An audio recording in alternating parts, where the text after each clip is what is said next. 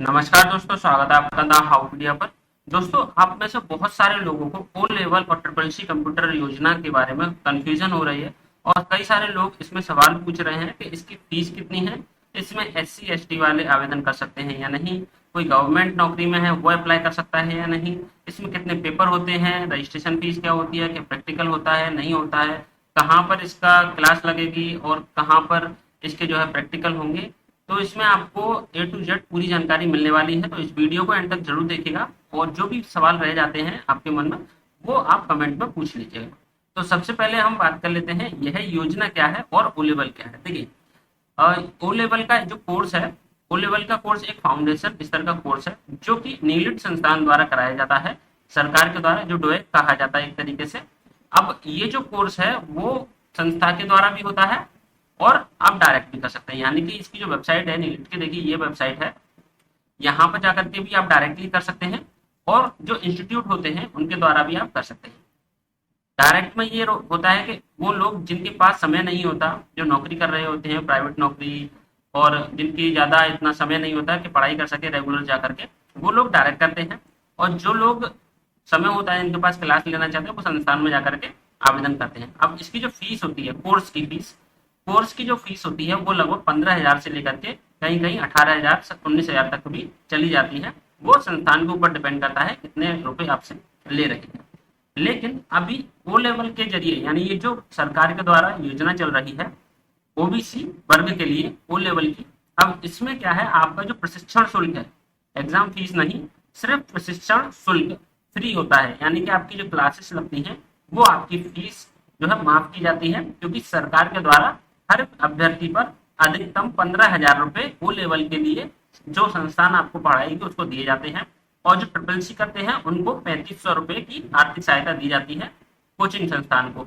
लेकिन इसमें प्रशिक्षण के लिए जो भी अभ्यर्थी होते हैं उनको कोई भी इसमें लाभ नहीं मिलता है कि आपको अलग से कोई पैसे मिलते हो। सिर्फ इसमें यही लाभ है कि आपकी जो फीस होती है कोर्स करने की वो आपकी माफ हो जाती है, जो करीबन करीबन 15,000 रुपए के आसपास होती है। ट्रिपल सी के लिए होती है 3500 रुपए के लिए।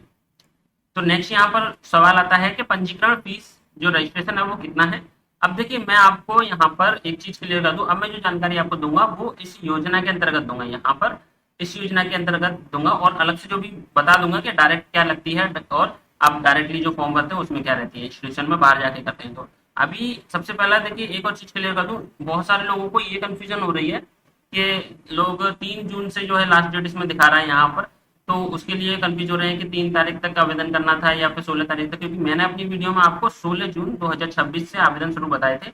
उसको लेकर के भी मैं आपको यहाँ पर क्लैरिटी दे दूं कि आपको ये जो भी जानकारी मिल रही है कि 3 तारीख तक आवेदन कराए जा रहे हैं वो गलत है, क्योंकि वो आवेदन आपके इंस्टीट्यूट के हैं। यानी जो सरकार होती है जब इस योजना का मतलब शुरुआत करती है ओ लेवल के लिए, तो क्या करती है, सबसे पहले जो भी संस्थान होते हैं, कौन कौन से संस्थान इसमें भाग लेना चाहती है, यानी इस योजना के तहत प्रशिक्षण देना चाहती है, उनसे आवेदन मांगती है।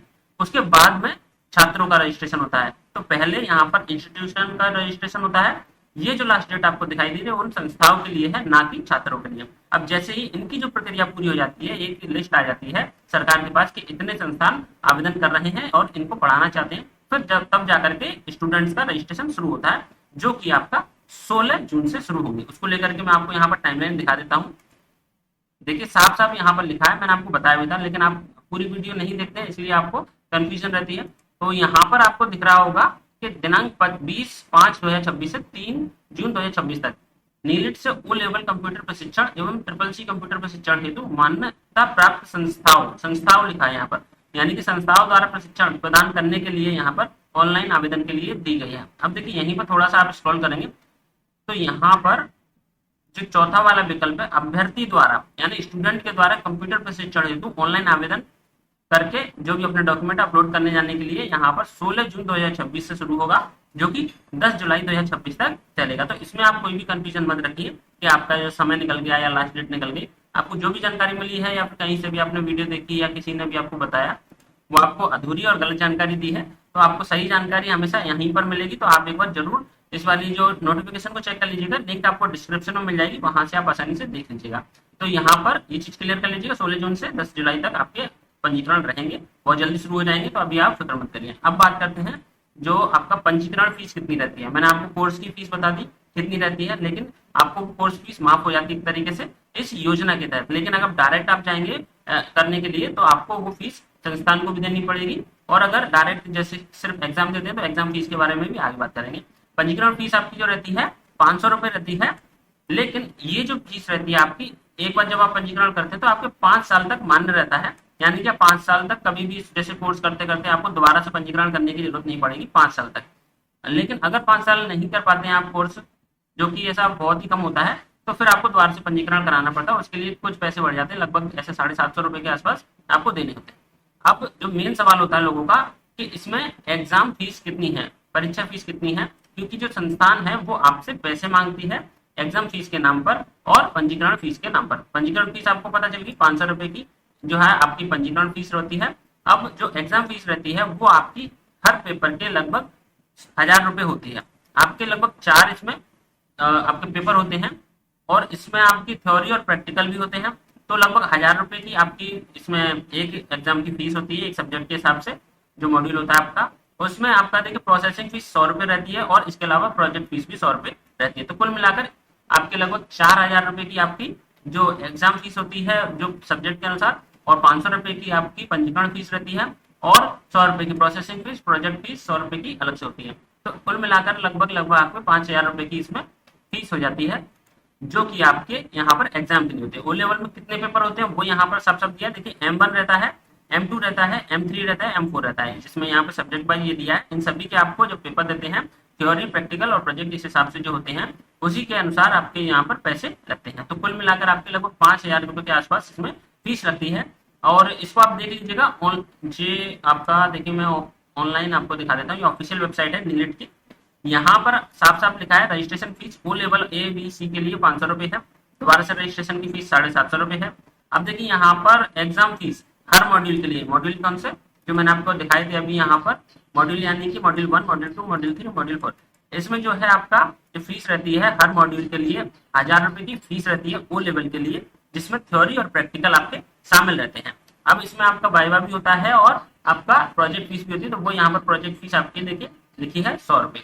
तो यहाँ पर आप कंपेयर कर लीजिएगा, आपसे इससे ज्यादा जो है फीस तो नहीं ली जा रही। इसकी लिंक भी आपको डिस्क्रिप्शन में मिल जाएगी, या फिर thehoupmedia.com पे जाकर के आप ओ लेवल की जो स्कीम मैंने बताई है वो देख लीजिएगा। अब नेक्स्ट आपके यहाँ पर और जो सवाल है उनको कवर कर लेते हैं।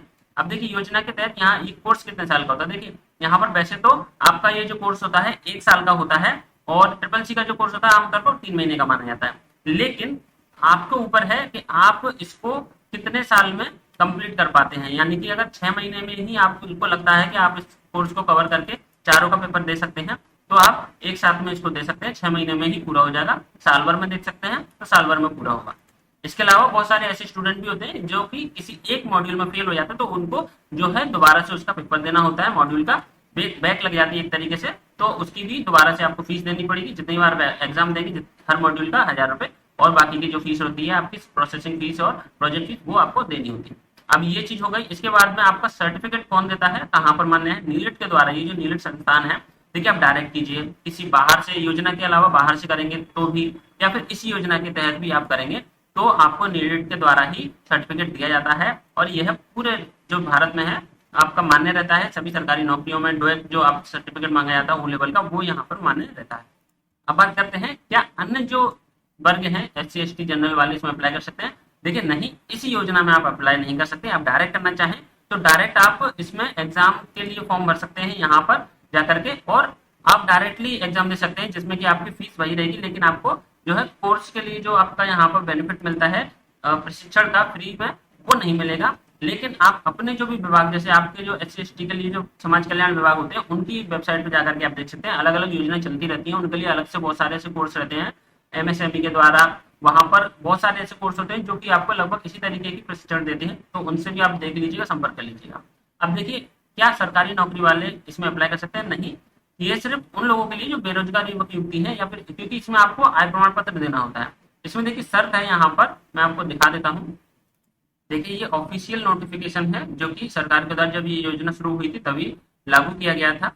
यहाँ पर इसमें साफ साफ लिखा है कि आपको यहाँ पर अपना आय प्रमाण पत्र देना होता है, और इसमें सिर्फ OBC वर्ग के जो भी इसमें आपके जिनको जरूरतमंद लोग हैं सिर्फ उन्हीं को इसमें लाभ मिलता है। तो यहाँ पर देखिए आप इसको गाइडलाइन को जब आप पढ़ेंगे तो यहाँ पर साफ साफ लिखा है जाति प्रमाण पत्र, आय प्रमाण पत्र, और यहाँ पर आय प्रमाण पत्र कहाँ से बनवाना है वो भी यहाँ पर दिया गया है। ई डिस्ट्रिक्ट या फिर बोर्ड ऑफ रेवेन्यू से ही यहाँ पर मान्य होगा। तो ये आप देख लीजिए कौन कौन से डॉक्यूमेंट आपको लगेंगे। हाई स्कूल एवं अंक प्रमाण पत्र, इंटरमीडिएट की यहाँ पर अंक प्रमाण पत्र, और जो भी आपके आधार की छाया प्रति होती है वो सब यहाँ पर लगाने होते हैं। अब जो नेक्स्ट सवाल है आपका वो क्या है, ये कि अन्य राज्य के लोग इसमें अप्लाई कर सकते हैं? नहीं, यह सिर्फ उत्तर प्रदेश सरकार की योजना है, इसमें आप अप्लाई नहीं कर सकते। डायरेक्ट आप अप्लाई कर सकते हैं नीलेट द्वारा, आप डायरेक्टली एग्जाम दे सकते हैं और वहां पर आपको अपनी जो फीस है वो देनी होती है, और वहां पर अपने घर बैठकर आप पढ़ाई कीजिए या फिर अलग से कोई कोचिंग लीजिए, वो आप कर सकते हैं। लेकिन इस योजना में जो कि आपको निःशुल्क प्रशिक्षण मिलता है वो आप नहीं ले सकते।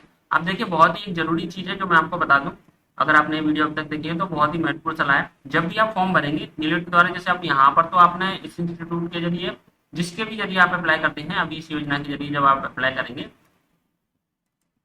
तो जो इंस्टीट्यूट हैं वो क्या करते हैं, जब आपका यहाँ पर पंजीकरण होता है तो अभी तो इस योजना में तो आपका नाम, आईडी और मोबाइल नंबर सब लग जाएगा, लेकिन जब नीट पर आपका फॉर्म, एग्जाम फॉर्म भरवाए जाएंगे या फिर पंजीकरण कराया जाएगा तो आपसे अपनी आईडी ना मांगे तो आप जरूर अपनी आईडी और अपना मोबाइल नंबर वहां पर रजिस्टर करवाएं। क्योंकि अगर आप अपना मोबाइल नंबर, अपने ईमेल आईडी नहीं करवाएंगे वहां पर पंजीकरण में, तो फिर क्या होगा, जब भी बाद में आपको कोई भी अपना सर्टिफिकेट डाउनलोड करना है, एडमिट कार्ड डाउनलोड करना है या फिर कुछ भी चीजें वहां पर चेंजेस करानी है कुछ भी, तो वो सारी चीजें आपकी इंस्टीट्यूट के पास होंगी। क्योंकि फिर आपको बार बार उन्हीं के पास जाना पड़ेगा, उन्हीं से संपर्क करना होगा। बाई चांस आपके कुछ पैसे रह जाते हैं, कुछ फीस रह जाती है, कुछ भी भाई कुछ भी आपसे वहां पर बात होती है उस फीस के मामले में, तो हो सकता है आपको वो आईडी ना दे या आने का नहीं करे। हालांकि वैसा नहीं कर सकते, लेकिन ये आप एक प्रिकॉशन ले सकते हैं कि अपनी ही आईडी और ईमेल आईडी से एग्जाम फॉर्म जो है आपका नीलेट का वो आप भरवाएं, वहीं से अपनी आईडी से ही पंजीकरण करवाएं। अपनी आईडी से पंजीकरण ना करें क्योंकि आपको दिक्कत होगी बाद में। अब देखिए यहाँ पर मैं आपको एक और चीज दिखाना चाहता हूँ, जो नोटिफिकेशन आए हैं। कुछ इंस्टीट्यूट क्या करती हैं, वो आपसे जरूरत से ज्यादा पैसे मांगती हैं। जैसे कोई 8,000 मांग रहा है, 9,000 मांग रहा है, कोई 10,000 मांग रहा है।